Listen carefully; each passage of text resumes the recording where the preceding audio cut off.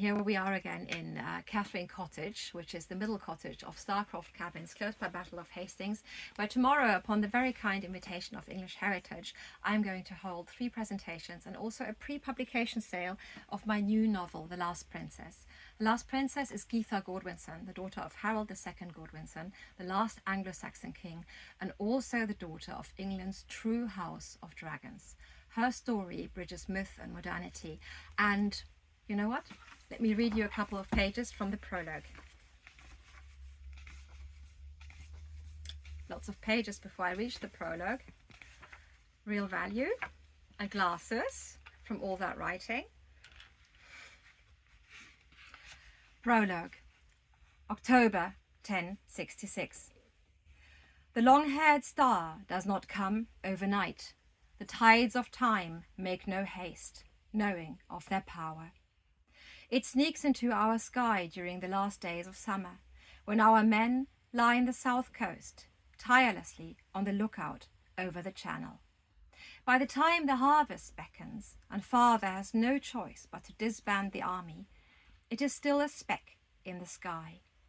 We think ourselves safe when we sample the first fresh wines, pickle jars of plums and walnuts, and shelve apples for winter.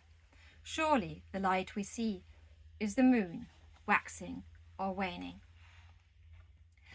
But once the star's ungodly shine rims the horizon, my little sister Gunhild and I gather at our window in the woman's bower of Havering Palace. What is this, Geetha? I do not know. I wish I had paid more attention to grandmother's lessons aimed at preparing me for either marriage or the monastery, whichever serves my family, and thus England, better. When we go to bed, the star's gleam pierces my eyelids and keeps me awake in the night hours. I try to settle, listening to Gunhild's calm breathing. In vain. My thoughts race as my stomach knots. Despite the cool of the autumn night, I break out in a sweat. It is clear who has sent the star. The thought makes my heart skip a beat. How can we face her wrath? Not this, not now. The Seder Torah is taking revenge. She will show no mercy. A Norse sorceress never does. The next night, as soon as our maids have retired, Gunhild and I drag our mattresses, all heavy and stuffed with horsehair and straw, over to the window. We spread our blankets anew. Their wool comes from our sheep that graze on meadows all over the country. But even their bearskin linings fail to warm us when the sight in the heavens chills us to the bone. A new fireball rules the sky, its size rivaling the sun. It makes the evening star pale and drags a devil's tail of sparkling dust in its wake. Its fire sears the darkness and ploughs the night with hell wrath. In the meadows, the livestock stand awake, mooing and bleating in terror, joined by the geese's honking. The villagers swarm from their houses. They push into the open palace gates, crying for help, and join the courtiers in the yard, staring and sobbing. After what feels too long a time, the chapel's door fly open. Stigand appears in his full regalia. The Archbishop of Canterbury preaches until his face pours with sweat. At his shouted sermon, his flock cup their faces, kneeling in the dirt, swaying, their bodies a wave of prayer. In a last desperate stab, Stigand holds a small cross carrying Christ towards the skies, his fat fingers moist, his hands trembling. He hopes to banish the apparition, but instead its light first frames the Lord and then sets the Saviour himself aflame. Stigand halts, his chest heaving, his voice hoarse. He gives up. We're dead on our feet, but unable to rest. When the door flies open, I cannot hide my relief and turn. Mother, grandmother, let's stick together. Grandmother's voice, so used to giving orders, sounds brittle. The star's threat burns her best laid plans to ashes as mother slips in behind. When she places her hand on her flat, bony chest, her bare fingers are pale and their every knuckle shows. She has given almost all her jewels to Wilton Abbey. This is a curse. It is the hour of reckoning. Great change is about to happen in the kingdom. It is startling to hear her speak. She has been silent for so long. For weeks, the only thing that has interested her have been Havering's windows, where she stands and stares. I wrap my arm around her shoulders and her body is bird-like.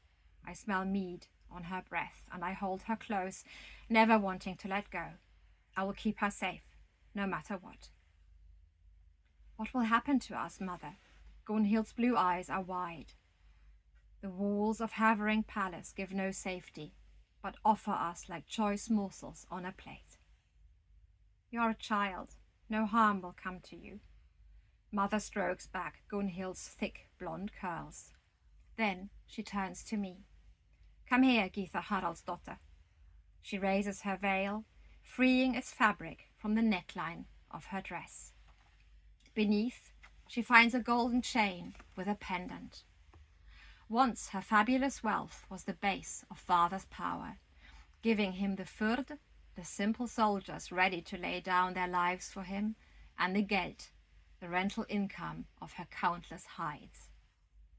If she could choose to travel from Loidis to Lundenwick or from Carnarvon to Canterbury, Mother sleeps every night under her own roof. Now this pendant is her last piece of jewellery, a cross studded with a single ruby which is set on a backplate. The jewel has a stunning fire. Grandmother tries to hold her back. Have trust, Edith sworn neck. It is the Witan's rule to decide upon a king, and the royal council chose Harold. Trust? Nothing has betrayed me more. Grandmother crosses her arms, her mouth a thin line. She's always hard to age, and the star's white light makes her features look smooth as kidskin. Mother fastens the clasp around my neck, and our eyes meet. I am so similar to her, the fair skin, the faint freckles, the green eye, the ginger curls. Our foreheads touch as she says, "This is for you, Geitha. The ruby is the stone of courage and counsel. It will keep you safe." I shake my head, but Father, Uncle Gert and Ulf will return soon, and Magnus and Edmund are here in Havering. The men of our family will keep us safe.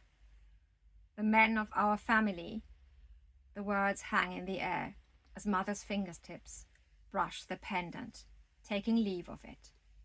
In the evening sky, the star glares with untold fury. Without the men of our family, none of this would have happened. Now, Tora is taking revenge. May my love protect you against everything, Geitha. My throat tightens. Even her? Mother whispers. Even her. My heart is a stone, weighing me down. If this is the end, then something else must begin. I melt into Mother's embrace, and as Gunhild joins us, we hold on to each other tightly. Only Grandmother chooses to stand by the window, looking out over the rolling hills.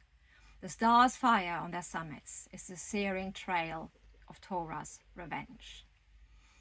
The future of our family and England will be decided on a field near Hastings. I clutch the cross. Already the ruby's glow is a secret source of strength, and Father must be back soon. This is the prologue of The Last Princess, and she and I will be together on that field near Hastings, which is actually Senlac Hill, where the mother of all uphill battles was fought and both sides fought for England. We are